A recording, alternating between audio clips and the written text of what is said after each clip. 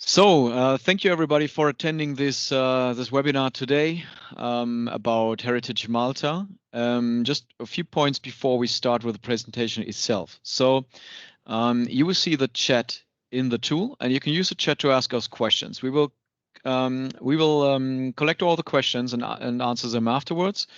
But because of the number of attendees and the time, we don't want to extend the time frame we have. So we're not live participating and answering live, but please feel free, use the chat to tell your questions, and we will collect and answer them later. Okay, let's start with the presentation. It's about Heritage Malta, the digitization of the national collection, and I'm very happy to welcome Anthony Kassar, the digitization manager of Heritage Malta. Hello, Anthony. Thanks you're here. Hi. Hello, Jens. Hello. Thank you.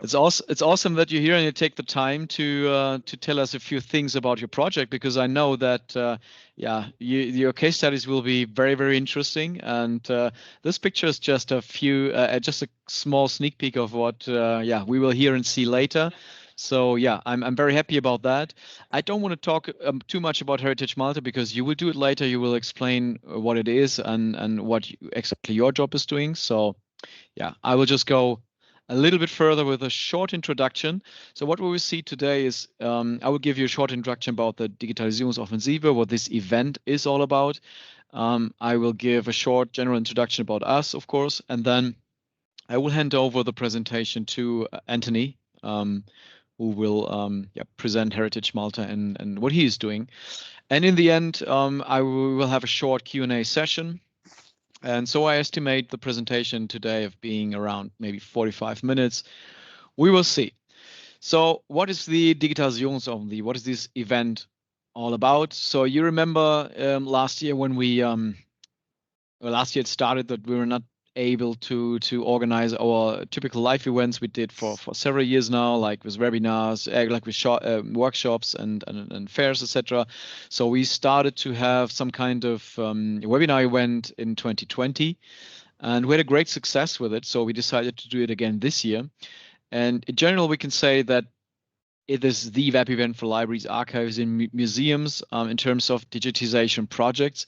We will show you some insider infos about digitization projects, like today, when we see how Heritage Malta is dealing with digitization tasks and with their projects and case studies, etc.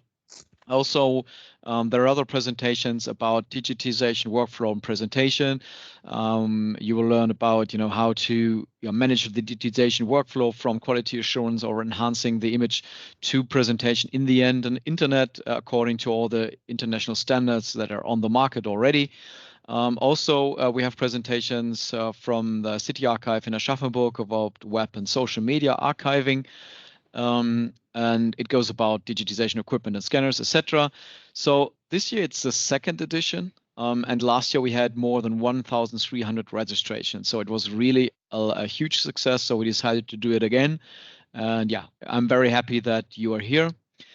If you want to know more about the other webinars, and maybe if this is the first one you attend and you think this is a great webinar and the topic is great, please visit the website. You will see all the topics and the summaries, and you can register to the webinars, and everything is for free, of course.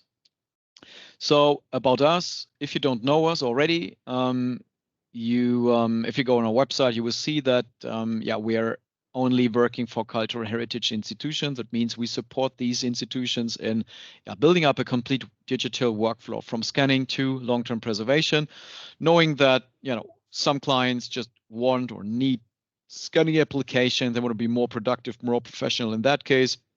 But other institutions already have maybe a digitization center, but they're lacking of, let's say, a productive workflow behind it, or a complete presentation solution, or a long-term preservation in the end. So we have several modules that we use to fulfill this task. Also, what is very important for us is that the focus in everything we do is automation and productivity combined with high quality. What does it mean? So when we look at a workflow or a scanning station or something like that, we always look at it with a task to make it more easy to use, more productive, and to have more results at the end of the day. Having said that, we also want to have an eye on the high quality. So we do not offer, let's say, the lowest quality book scanners on the market. We do not offer the cheapest workflow solutions, etc. So everything we do is with high quality. We want to produce high quality offers, and of course, offer a high quality service. Also, what is very important is when I talk about long-term preservation, website archiving, and the workflow software or the scanners, this is something that we don't manufacture. So we're not the manufacturer of the scanners. We're not the developer of all the software applications. But what we do is we build up a network, a worldwide network in the past years, about maybe 250 or 300 experts already in. And so that gives us the opportunity for each and every project, which is always individual. We can take each and every partners and specialists we need for this projects and build up a complete solution for that. So also, we are independent from certain manufacturers. That means, for example, for the scanners. So we are not linked to a certain scanner manufacturer, at any cost. That means if one manufacturer produces or starts to produce, scanners that are not, state of the art anymore, or price and value of the product is not in the right, let's say, it's not perfectly matching. So we decided in the past, and we do in the future, to not work with the manufacturer anymore and to search for others.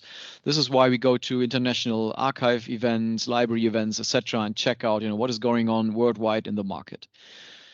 As a final info, we do this now for 35 and almost 40 years now. So we are, let's say, an old dog in this business. Just a few customers we are working with. If you want to see more, you can go on our website and you can see a lot of institutions working with us. What I always want to point out is, because it's very interesting, you can see that we have also city and very small museums, small city archives with just 1 or 2 employees, but also big state and big state archives, big national libraries, or complete consortiums we are working with. So all the solutions that we're offering are scalable between very, very small projects and very, very large projects.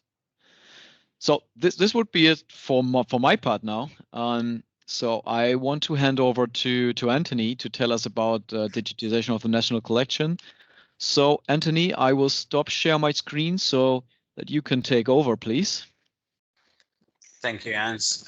Thank you for the opportunity to invite me for this webinar. And in my presentation, I would like to speak to you about what Heritage Malta is doing in terms of digitization, who Heritage Malta is, and to avoid speaking too much, I will show you 3 particular case studies, which I think our viewers might find interesting.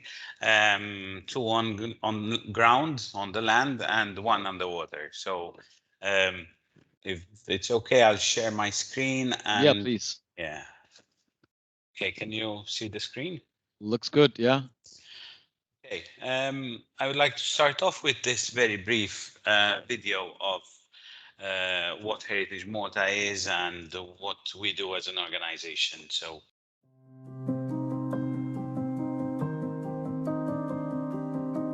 Heritage Malta is the national agency for museums, conservation practice and cultural heritage. Established in 2002, the mission of Heritage Malta is to ensure that those elements of tangible and intangible cultural heritage entrusted to it are protected and made accessible to the public. Heritage Malta was initially entrusted with the management of museums, sites and their collections. However, in 2005, the agency's responsibilities increased when it took over the former Malta Centre for Restoration to become the national agency responsible for conservation. Today, the conservation and preservation of the collections under our care are significant activities. The Conservation Department is complemented by state-of-the-art facilities at the Diagnostic Science Laboratory and in the Digitisation Department.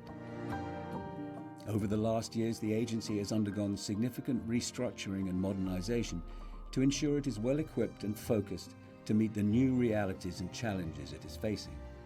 We care for more than 50 sites around the Maltese Islands, including prehistoric temples and caves, national museums of art, archaeology, natural history, and war.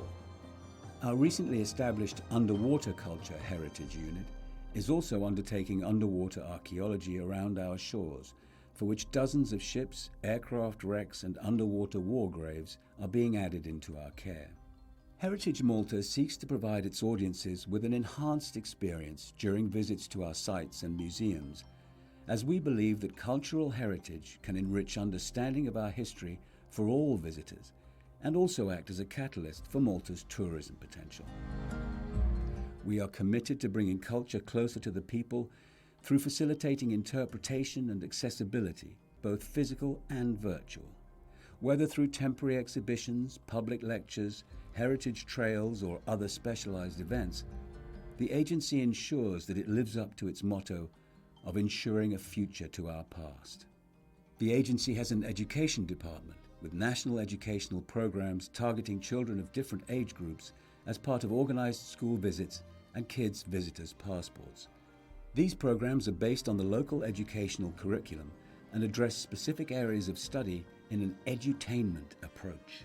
Over the coming months, Heritage Malta will open a number of new sites and museums, including the Gozo Museum, which will bring together all of the Gozo collections, the Malta Maritime Museum EEA Norway grants, and the Grand Master's Palace, a total investment of 28 million euros, 10 million euros of which are co-funded via the ERDF. Digitization plays an important role in the agency, as it offers the means to increase accessibility to our sites, collections, and knowledge to a much larger audience than ever before. Securing the preservation of our tangible and intangible cultural heritage is a core facet of Heritage Malta's responsibilities, and digitization is the key to ensuring a future to our past.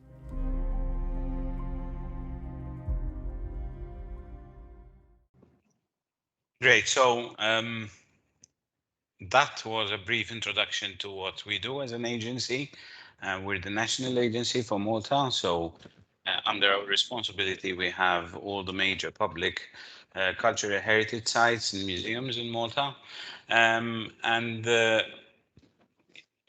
So the next question is, what are we going to digitize? What are we currently digitizing? Digitization is happening on two fronts. We have the tangible cultural heritage, obviously our temples, the prehistoric megalithic temples in Malta, which predate the pyramids. These are very important sites, UNESCO sites, which we are digitizing, scanning in 3D, building 3D models of every single temple that we have, both on ground and underground. We are obviously digitizing all the artifacts found in these temples, some of the first forms of human interpretation of art, of symbols. We, as a Catholic country, we have a very rich cultural heritage related to the way we express religion. So we have our churches, temples, cathedrals, all of which form a very important part of our tangible cultural heritage. Obviously, all these buildings need to be preserved, and one way of doing that is through digitization. It's not the building site itself, but also all the artifacts and all the treasures found in them. We also have our natural landscape, the fortifications of Malta, which date the time of the knights. They're also part of our cultural heritage, and they are being digitized and studied and preserved. But we also have the intangible cultural heritage, something which is nowadays being appreciated even much more than ever before, because it also explains clearly the identity of a nation, who we are, what we do. And it's very important that this intangible cultural heritage is preserved through documentation, through digitization, because very often changing lifestyle, changing traditions, changing ways of the way the Maltese society operates, we tend to lose some of these traditions with time. So it is very important that all these intangible aspects of our cultural heritage are recorded. So, for example, the way we celebrate our feasts, which is quite unique. It's a very Mediterranean way of celebrating our feasts. Our music, which says a lot about how we are, where we came from, the way we express ourselves. Traditional music is quite unique to the Maltese Islands, the way form we celebrate that. So it's very important that this is also digitized and recorded. And then we have a lot of skills and traditional skills, like, for example, boat building, which are unique to our islands, which very often, because of the way production is now carried out, because of cost cutting, because of new techniques, the traditional way of doing crafts and certain skills are lost with time. So it's very important for us to be able to leave this legacy to our children and people who will come after us, and tell them how things were done, possibly keep it alive in the future. There's also a very strong part of our heritage is food. Malta has a very particular cuisine because we stand in the middle of the Mediterranean between North Africa and Southern Europe. We have been colonized many times, and all these colonizers brought in their own cuisine. So it really became a rich part of our identity. And digitization also goes into recording all these traditions related to food, to cuisine, from where this tradition came from. So as you can see, digitization aims to digitize these two different aspects. It's a new drive, it's a new aspect that we've taken over the last years. And digitization has now become a central vision of how we preserve our culture. Um, Obviously, being a national agency and having so many different sites and so many different artifacts and different categories to digitize, obviously this is a huge task. So behind this effort is a big team of people all working to digitize all these tangible and intangible cultural assets. So it's very important to organize such a big task in the best possible way to carry it out effectively.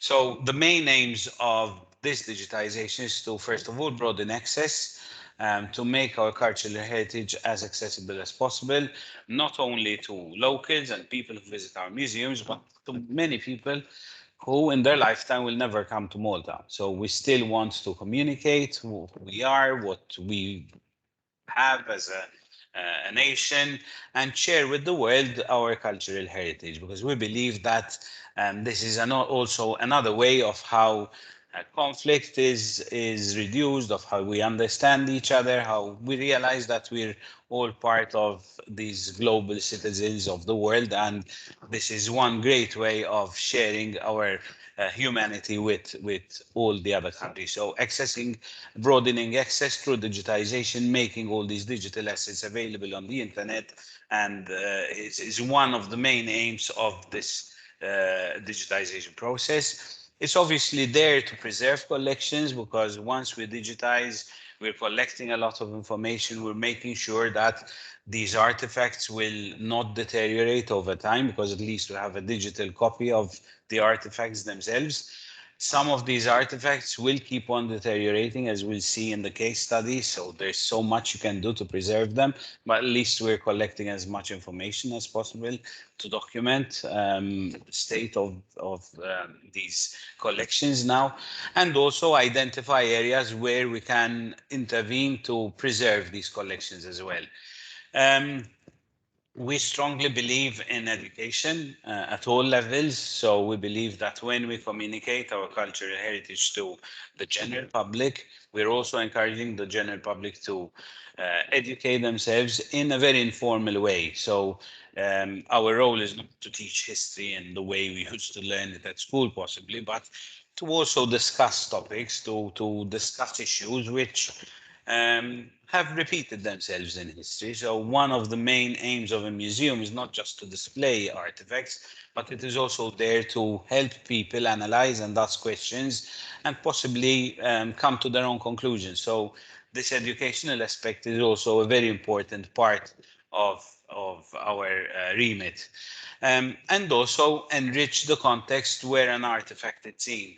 So very often digitization helps us put an artifact into concept using, for example, VR.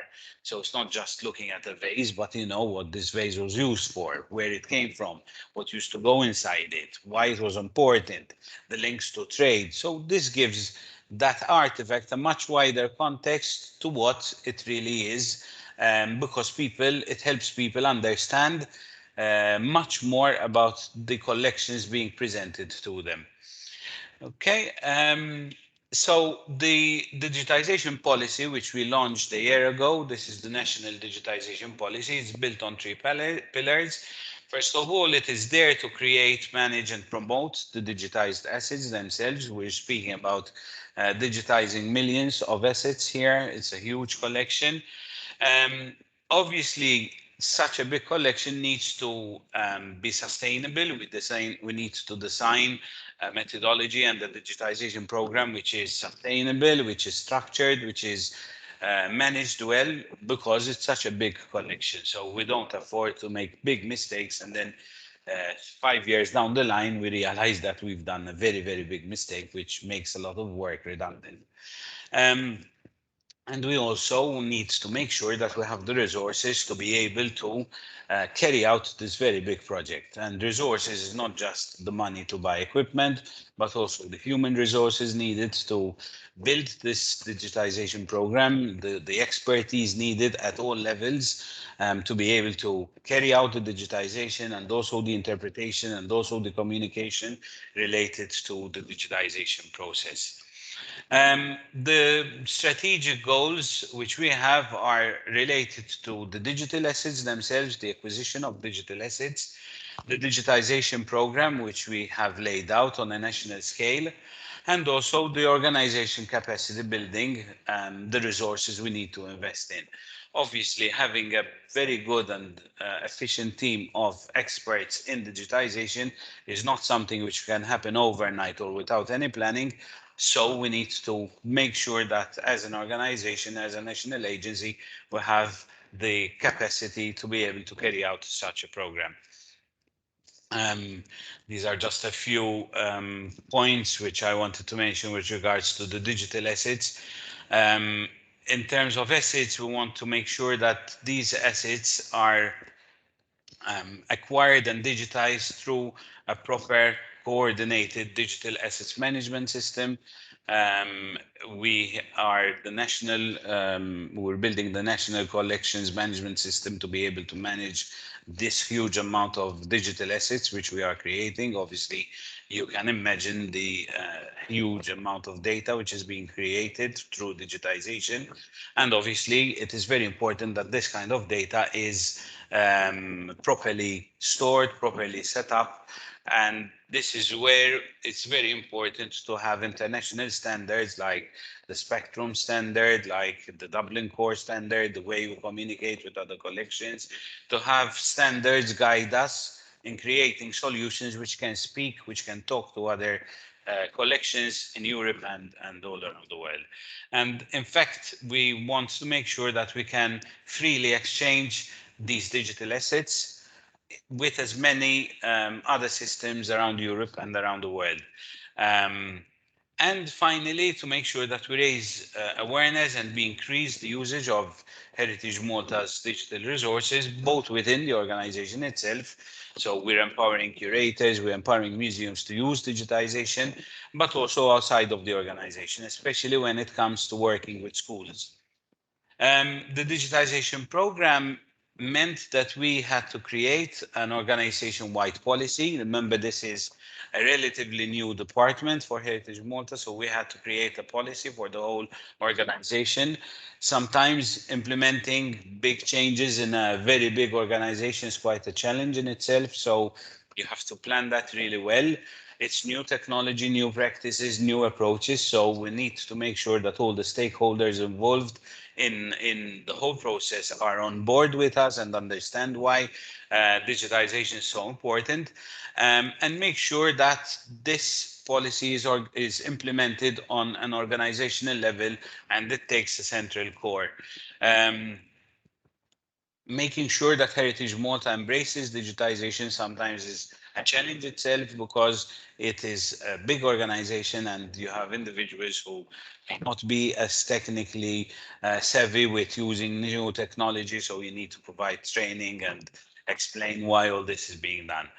Okay, and this leads us to the organizational capacity, what we need to make sure that Heritage Malta has the resources, both financially and human resources, to make sure that we can carry out our vision.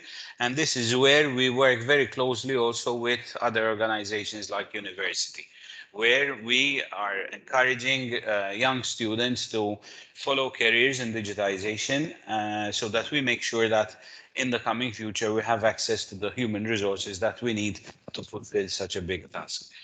Okay, so I'll just go quickly through these three case studies. There are three different case studies, which show different aspects of how we're digitizing our cultural heritage. The first case study is about Valletta Underground, a project which I've been working on over the last year. Um, this relates to the city of Valletta, the Baroque city of Valletta, built by the knights after the Great Siege of Malta.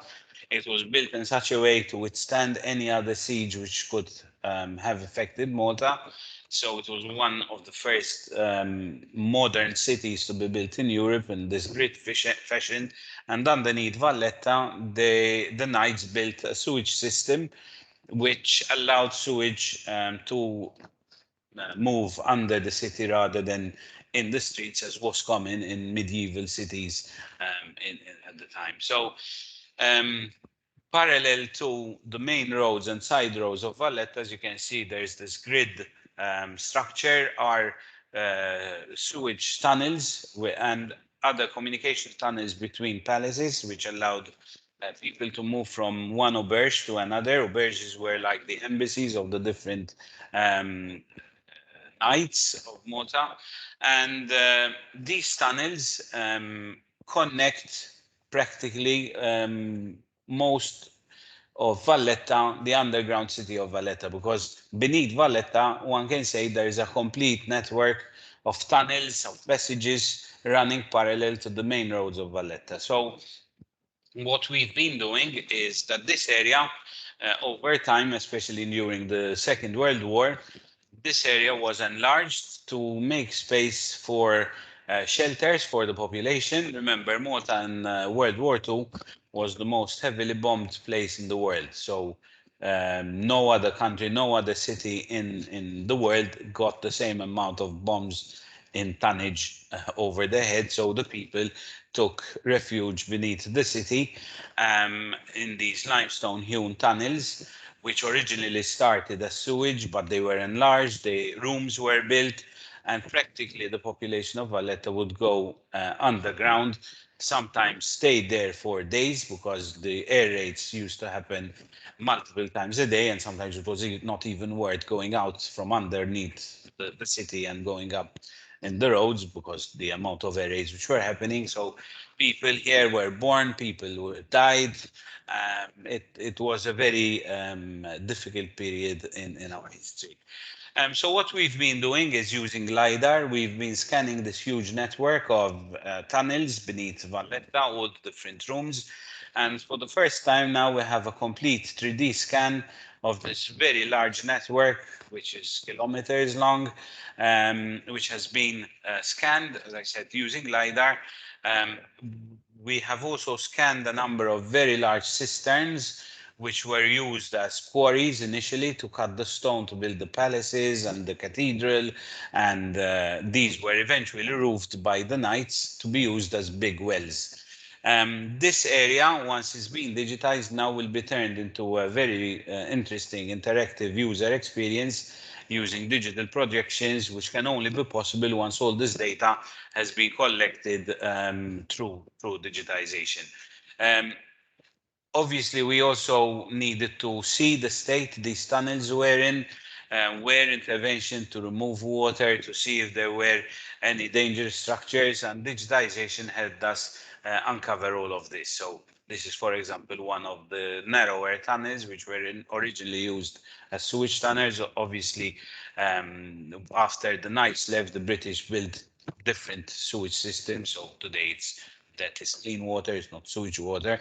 But it's impressive how big this network of tunnels runs beneath the capital city.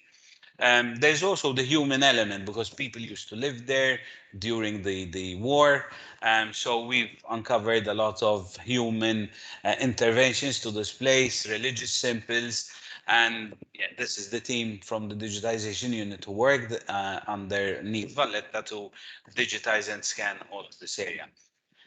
My next study is the Malta Maritime Museum, where we have started using um, the bulk of the digitization equipment. This is a museum which has been, the digitization efforts of which have been funded through the EU Norway grants, which allowed us to invest into a lot of state-of-the-art digitization equipment. This museum, this building here, which you're seeing, this was the arsenale of the knights. This is where the knights used to build their famous navy of ships, warships, and commerce ships. So this is the same site, which later on, when the British came to Malta, it was enlarged. So yeah, over here, this is where the ships of the knights were built, which made the knights famous within the Mediterranean because they were a formidable navy themselves. When this museum, we still have a lot of records from the time of the knights. For example, this big ship here is not just any model. This is a working model which the knights used to train their sailors on to learn all the different parts of the ship. It opens up. It's a working model. It's a teaching aid for the navy of the. So we have a lot of these models in this museum. We have a lot of documents. These are, for example, the manuals that the knights used to teach their captains and their sailors in signaling to flags. The building itself was then turned by the British into the bakery for the British Mediterranean fleet. So this was the biggest fleet of the British in the Mediterranean, and this building supplied thousands of bread, loaves, and biscuits every day for the whole navy, the British Navy in the Mediterranean. So it became a factory. Within this museum, we have set up the digitization unit there.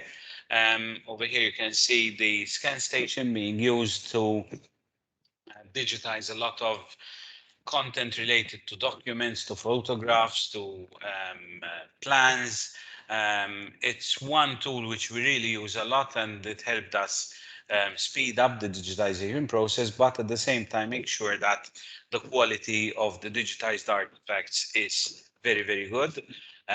We store different resolutions of the images to make some versions, low-res versions available on the web, but we then have the study versions, which we have in our collections management system.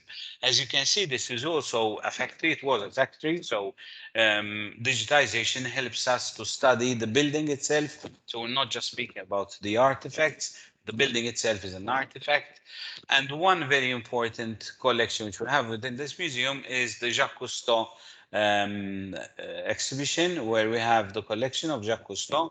Incidentally, this is the ship, the Calypso, which Jacques Cousteau used to carry out his famous adventures and discoveries all over the world. This ship will be in the wet collection, but most importantly, this ship was a minesweeper operating from Malta. It was eventually a ferry used between Malta and Sicily after the war. Then it was purchased by Jacques Cousteau, and now it's coming back to Malta through the museum. And obviously, through digitization, we're creating a lot of interactive content for users to be able to explore this collection. My final case study is about underwater sites. And as you will see from the short video, which we've prepared, we're now using digitization to make accessible cultural heritage, which is not possible to be made physically accessible to the majority of the population, mainly because it's in areas which are very difficult to dive to because they're deep water dives, and also because they are facing a lot of deterioration because of climate change and the sea. So I will let you to enjoy this short video presentation which we prepared, and then if there will be any other questions, we could follow that later.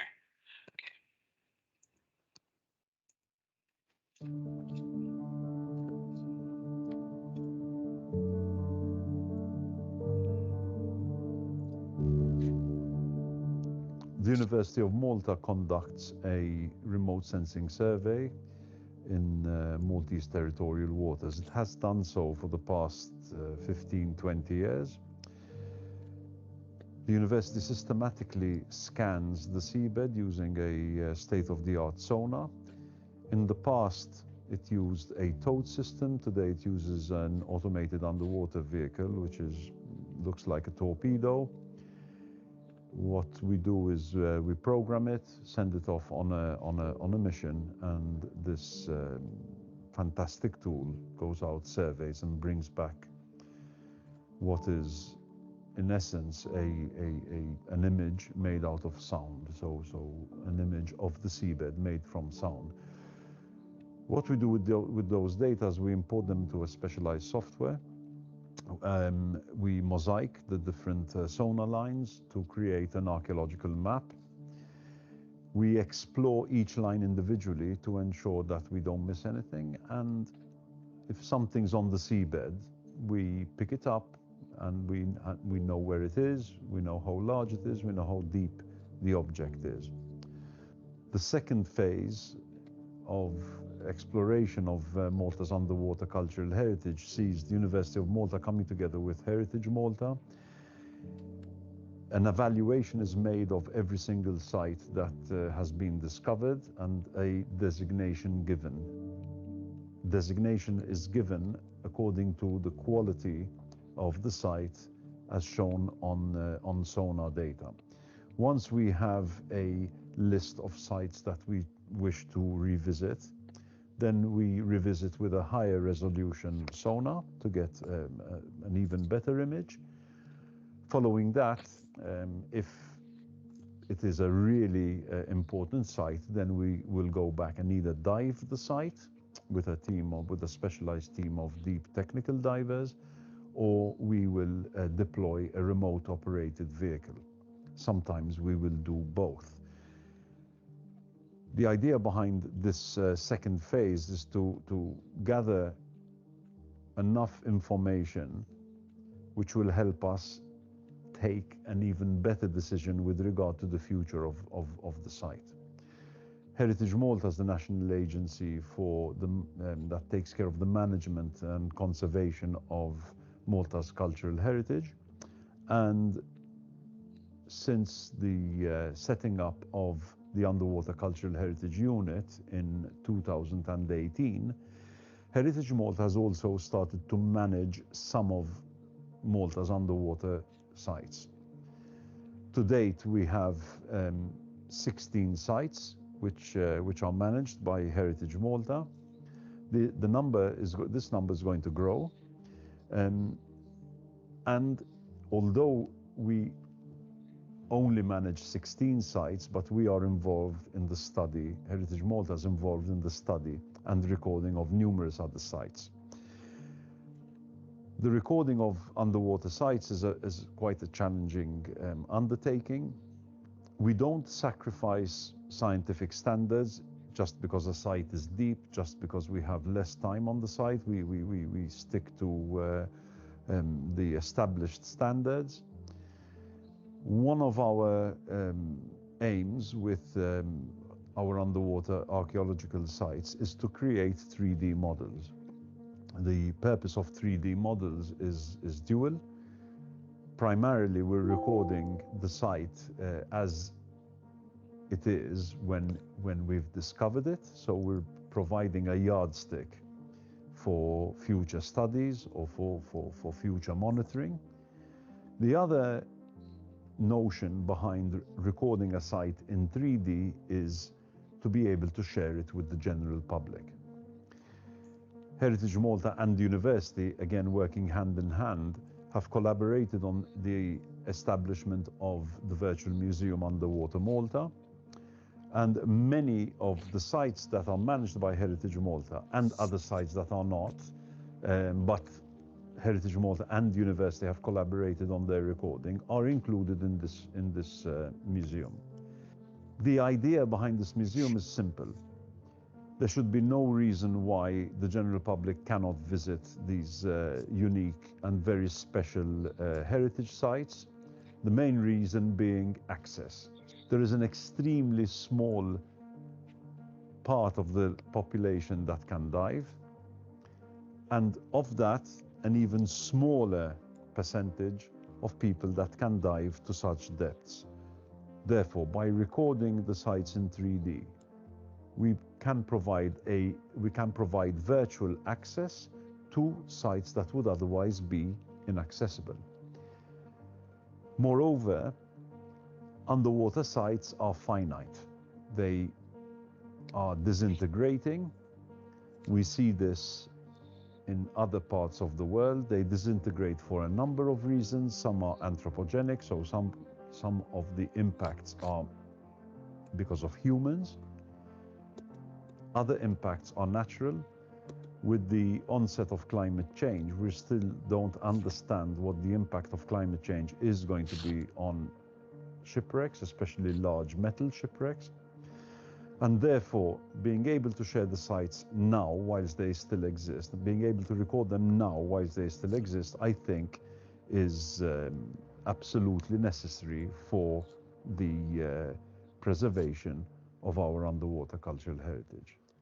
Since 2007, the University of Malta has been exploring the Phoenician shipwreck of Schlendi Bay in Gozo. This is the oldest known shipwreck in the central Mediterranean and one of only 7 Phoenician shipwrecks in the entire world, making it very, very important. Recently, Heritage Malta has joined forces with the university to contribute to the study and preservation of this unique site. One of the major challenges of excavating a site at 110 meters is the limited time. We are the first and as yet only team to excavate beyond the depth of 100 meters with divers. But these divers have a limited time on the site, so time is of the essence, and therefore we have developed a way to use a digital recording of the excavation. So we digitize the progress of our excavation on a daily basis. So if on a good day we get about 46 minutes, combined 46 minutes on the site, and we record up to millimetric accuracy using 3D photogrammetry. This enables us to follow the excavation on a quasi minute-by-minute basis. Very few archaeological sites are recorded in such detail every 46 minutes. So to us, because we are destroying, so to speak, because we are destroying the archaeological evidence, it is imperative that we keep a very, very accurate record. There may be researchers in the future who want to recreate what's being studied, and therefore this digital archive is absolutely necessary, not only for us, but also for future generations of researchers. Just like any excavation, we are bringing material out of the sea. So just like excavations on land, material is being brought out of the earth. We are bringing material up from the seabed. Once the objects are brought up, the work doesn't stop there. It actually starts at this point. There is the whole process of conservation, which the objects have to go through. There is also, in parallel, the whole process of digitization of the objects. So the objects are scanned with a handheld scanner. They are scaled, and they're put in an electronic database. So anybody wishing to access the object, anybody wishing to study the object can do so virtually. There's no need to travel to our stores to see the object, to turn around the object. This also reduces the amount of contact that the object comes into with regard to human touch. The scanned objects are also used to communicate with the general public. Many of them are uploaded onto a sharing platform on the web, open to anybody, not just researchers. And again, this is our way of sort of going out of the academic bubble and using the digital world to take objects, to take our work out to the wider world.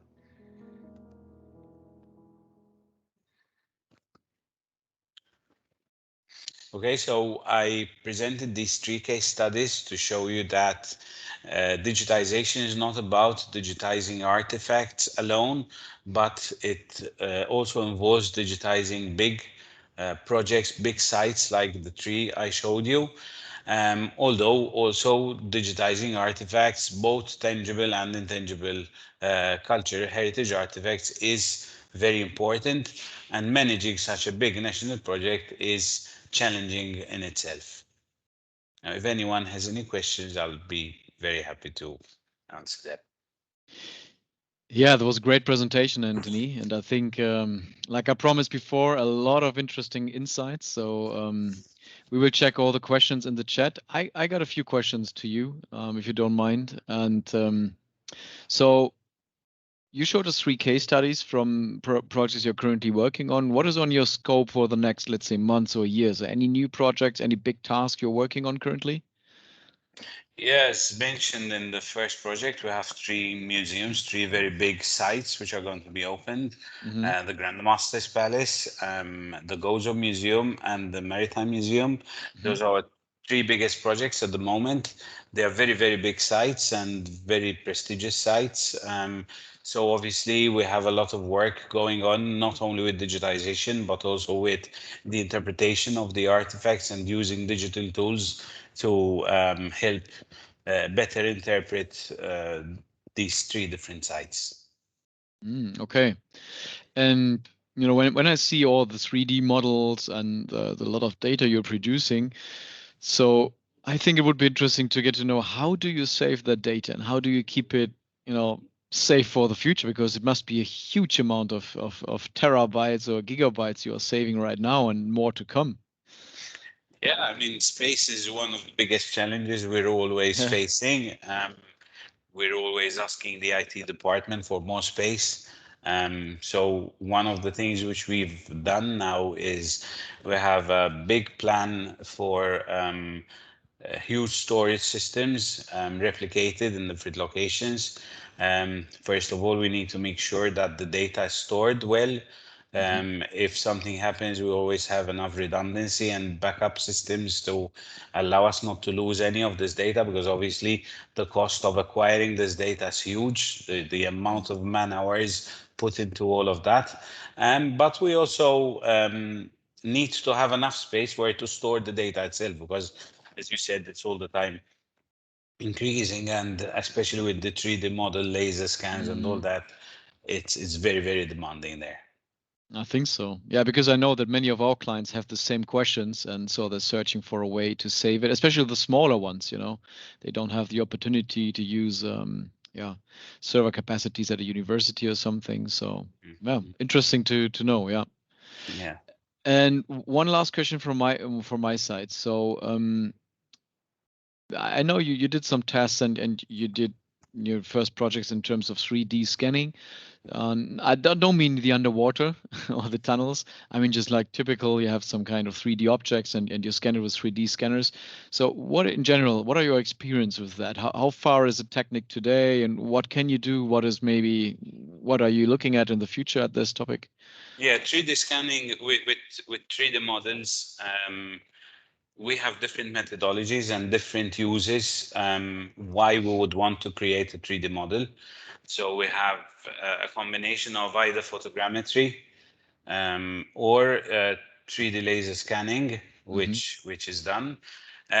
We have to choose when to use what, because sometimes not all the technology fits ideally for one particular situation, or it might be the case that we do not want to spend so much time acquiring a particular model in 3D laser, but photogrammetry would be enough. So in terms of most models, we apply photogrammetry, where we build the 3D model from the photo acquisition, but we're also doing work with 3D printing. So we use both photogrammetry and laser acquisition to build replicas in 3D. We use the Creaform handheld scanners, which are very, very accurate and now work on challenging surfaces like shiny surfaces or glass surfaces. They're very, very accurate. We're going down to millimetric accuracy. And this helps us a lot when it comes to recreating that artifact in 3D or doing very specialized studies on it. But we need to choose. So at the moment, we're developing these different workflows and methodologies to help us choose what's the ideal technique or what's the ideal technology to use to create the 3D model. But luckily, there's quite a lot of options available at the moment. Technology is really developing fast.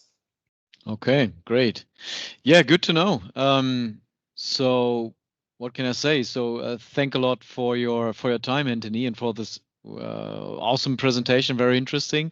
So as I said before, we will collect all the questions from the chat, and we will give you feedback later.